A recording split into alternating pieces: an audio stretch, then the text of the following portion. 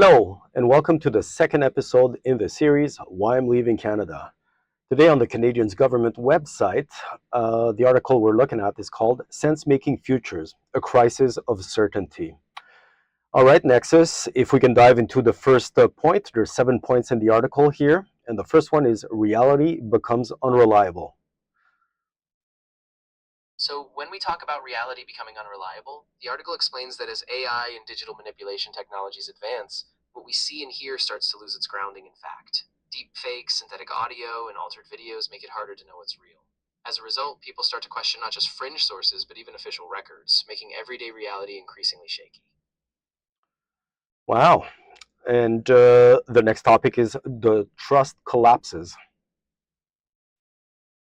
Right. So as reality itself becomes unreliable, trust in traditional institutions starts to collapse. The article highlights how people lose faith in the media, in government reports, and in experts. Once that trust breaks down, people begin to rely only on their own chosen sources, and they retreat into echo chambers, which further erodes a shared sense of truth. Amazing. Sounds like a promising future. The next topic is everyone creates their own truth. Exactly. As trust fractures, the article explains that people start constructing their own personalized versions of reality. Each person gravitates towards sources that confirm their existing beliefs. This leads to a world where there's no common truth, just subjective realities, and people stop seeing eye to eye even on basic facts. Yep, I think that's already happening. Society becomes tribal. Exactly.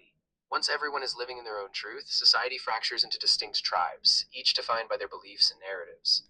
The article points out that these tribes don't just disagree, they stop communicating altogether. This isolation deepens polarization, making it harder to find common ground or work toward shared goals.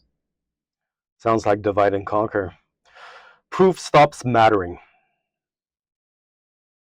Exactly. The article describes how, in this fractured reality, proof itself loses its power. Videos, documents, and even first hand accounts can be dismissed as fake or manipulated.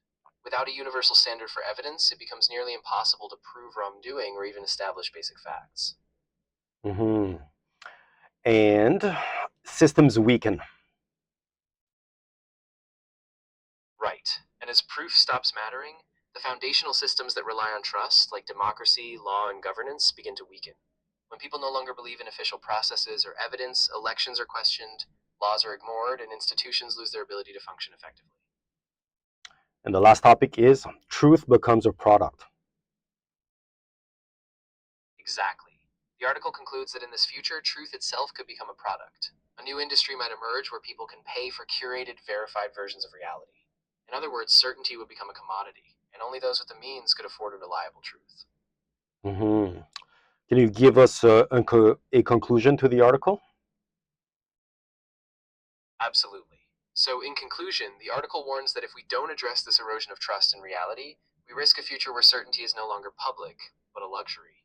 The call to action is that we need to rebuild trust in institutions, media, and critical thinking so that we don't lose our collective sense of what's real and what matters. All right, so the article presents it in a way that implies that it's a tech problem. I think it's a spiritual and psychological war of perception problem. Can you please tell me what you think of that? Absolutely. And I think you're spot on. While the article frames it as a technological threat, it's really about how we perceive and interpret reality. Our sense of certainty, our trust, and even our connection to a shared truth all come down to how we make sense of the world. So this is as much about our inner narratives, our values, and our ability to stay grounded as it is about the tech itself.